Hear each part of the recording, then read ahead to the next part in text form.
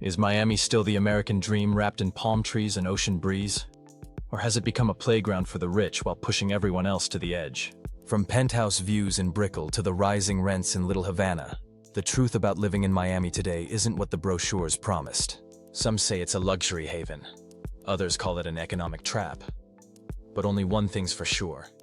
If you're thinking of moving to Miami or already living there, this is the video you cannot afford to skip. Welcome back to the channel that breaks down real-life cost of living, not the filtered Instagram fantasy. Today we're diving into one of the most talked about cities in America, Miami. Once a retiree's paradise and a party destination, Miami is now attracting Wall Street investors, crypto billionaires, influencers, digital nomads, and regular families, all hoping to find something in this city by the sea. But what's really happening? Is it a luxury lifestyle for the elite? Or is Miami still accessible to people looking for a beautiful, affordable life in the sun? We'll explore the hard numbers, personal stories, and latest headlines to answer one big question. Can you really live your dream in Miami? Or is the dream getting priced out? Miami isn't just a city. It's a symbol, a brand, a dream packaged in palm trees, pastel architecture, and Latin rhythms. For decades, people came to Miami for three things: sun, status, and the sensation of escape. It was the place you ran to when life elsewhere felt too cold, too slow, too ordinary. But now in 2025, that dream comes with a price tag. And it's not just high. It's high enough to crush the very people who built the city's soul. Let's pull back the curtain and take a walk through this dual reality. At first glance, Miami is paradise. Clear water, luxury condos glittering under the sun, Lamborghinis cruising through Brickell, rooftop bars packed with influencers and bankers.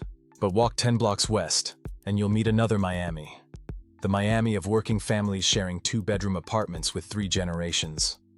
The Miami of dishwashers who sleep in their cars because they can't afford the rent their job demands. The Miami where gentrification isn't coming, it's already happened. This isn't poetic contrast. This is economic segregation unfolding in real time, and it's intensifying. While the average household income in Miami is just over $57,000 per year, the average rent has now climbed past $3,000 per month. That's over 60% of monthly income, before utilities, groceries, transportation, and insurance. In most financial planning guides, spending more than 30% of your income on housing is considered cost-burdened. In Miami, it's standard. Being financially overextended is no longer a mistake here, it's just the price of staying. It's easy to blame the real estate market. But Miami's affordability crisis wasn't born overnight. It's been decades in the making, exacerbated by 5 major forces. Miami became a global investor's playground. Wealthy buyers from New York, Moscow, Dubai, Sao Paulo, and Hong Kong snapped up condos as investment assets, not homes. Units sit empty for months while locals scramble for shelter. Developers build for profit, not need. So while luxury towers go up, affordable housing stagnates or gets torn down. Neighborhoods once filled with working-class renters have transformed into mini hotel districts. Airbnb hosts realized they could make more in 4 nights than a long-term tenant pays in a month. Entire apartment buildings are now effectively vacation hubs. That pushes renters out, inflates prices, and shatters community cohesion. Living near the beach used to be a dream. Now, it's a liability. With rising sea levels and stronger hurricanes, insurance premiums have doubled or tripled in some zones. Property taxes increase as cities invest in seawalls and infrastructure, and those costs get passed to renters. Climate change isn't just an environmental threat in Miami, it's an economic one. The COVID-19 pandemic cracked open the old playbook. Suddenly, a tech founder from San Francisco or a finance exec from Brooklyn could move to Miami, keep their 6-figure salary, and enjoy 0 state income tax. Great for them, devastating for locals. The influx created what some economists now call wage gentrification, where newcomers inflate the local economy simply by existing. Rents climb not because landlords are greedy, but because there's a new buyer who can afford more. Unlike New York or San Francisco, Miami has virtually no rent control. That means a landlord can legally increase rent by 20%, 40%, even 100%. And it's happening. Tenants who've lived in apartments for 10 years are being priced out in weeks. Eviction rates are climbing, and still, policy change moves slowly. Miami's economy is booming, on paper. New tech startups, blockchain companies, crypto exchanges, and hedge funds have opened offices. Employment statistics show growth, but that's only half the story. The truth is, most new jobs require high levels of education, connections, or remote access. They're not jobs for the people serving coffee, cleaning condos, or driving Ubers. Service workers, who make up over 40% of Miami's workforce, have seen minimal wage growth compared to the explosion in living costs. Many now take on second jobs, work night shifts, or rely on gig apps just to make ends meet. In 2025, the average hourly wage for service industry roles in Miami sits around $17 an hour. That's $2,720 a month before taxes. If rent is $3,000, do the math. You can't live in Miami. You can only survive it, unless you're part of the upper 10%. Wynwood used to be an industrial district with street murals and gritty charm. Now it's $18 cocktails, valet parking, and lofts that rent for $4,000 a month. Little Haiti? Once a cultural epicenter, now being torn apart by rezoning and luxury developments. Residents who've lived in these areas for decades are being displaced by forces they can't control.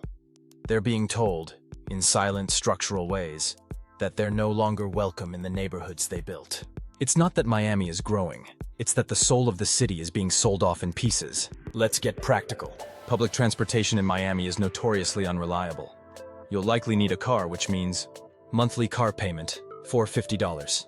Gas, $150, $200. Insurance, $180 plus. Tolls and parking, $100 plus. That's nearly $1,000 a month just to get around. Grocery prices are 15 to 20% above the national average. Dining out for two at a casual restaurant, $60 minimum.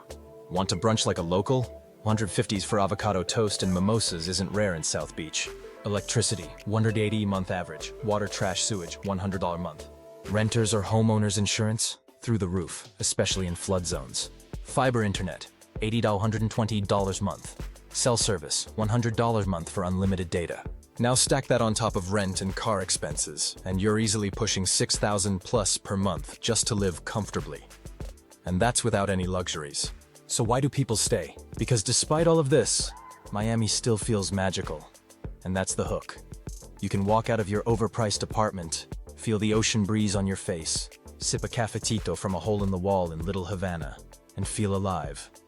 More alive than in a cube in Manhattan or stuck in the gray sprawl of the Midwest. Miami still offers that edge of danger, seduction, thrill, and reinvention. You don't move to Miami to retire. You move here to feel like something wild might happen. But in 2025, the cost of that magic is rising, and for many, the dream is fading into anxiety, exhaustion, and compromise. Meet Carlos, a 29-year-old teacher in Miami-Dade County. He earns $48,000 per year. His rent? $2,200 for a one-bedroom near Doral. He shares the space with his cousin and still struggles to save anything after groceries, gas, and student loans. Meet Ashley, a 36-year-old freelance graphic designer from LA. She moved to Miami for the lifestyle, thinking it would be cheaper. It's not. Between her $3,000 Brickell rent, Uber rides, and constant social obligations, she's spending more than she did in California. Meet Rosa, a 51-year-old single mother of three. She's lived in Little Havana her whole life, until her landlord tripled the rent. Now she's commuting from Homestead, waking up at 4 a.m. to clean offices downtown before her second shift at a hotel. These aren't just stories. They're snapshots of a city at a breaking point. Miami just ranked number 3 in the nation for rent hikes year over year, behind only Austin and San Diego. The Miami-Dade County Commission is exploring emergency legislation to cap annual rent increases after public protests. Also, developers are launching luxury towers in Edgewater, with prices starting at $1.5 million for 800 square feet units. Local teachers union says nearly 40% of educators are working second jobs just to stay housed in the district. Climate scientists warn that rising sea levels will displace thousands of Miami residents over the next decade, while developers continue to build on the waterfront. So, is Miami a luxury lifestyle or a budget-friendly paradise? The truth is more complicated. If you're rich, Miami is a wonderland, a tax haven, a year-round vacation with real estate opportunities and no state income tax. You can buy silence, you can buy access, you can live like royalty. If you're not rich, Miami is a battle. You're fighting rising prices, gentrification, environmental threats, and a system that was never built to protect you. But people still come, still try, because hope dies last. And because for all its flaws, Miami offers one thing that few other cities do. A sense that anything is possible, even when everything is unaffordable. But here's what makes Miami magic. The culture, the energy, the heat, the hope. Even with its challenges, it's still one of the most alive cities in the world. But paradise has a price. And now more than ever, people are asking, is it still worth it? You decide. Thank you so much for spending your time with me today. I really appreciate you watching. If you found this useful, a like would be fantastic, and subscribing helps me keep creating content you'll hopefully enjoy. Please share your experiences and any questions in the comments. I always try to read and respond. Your support keeps this channel going. Until our next video, take care and have a wonderful day.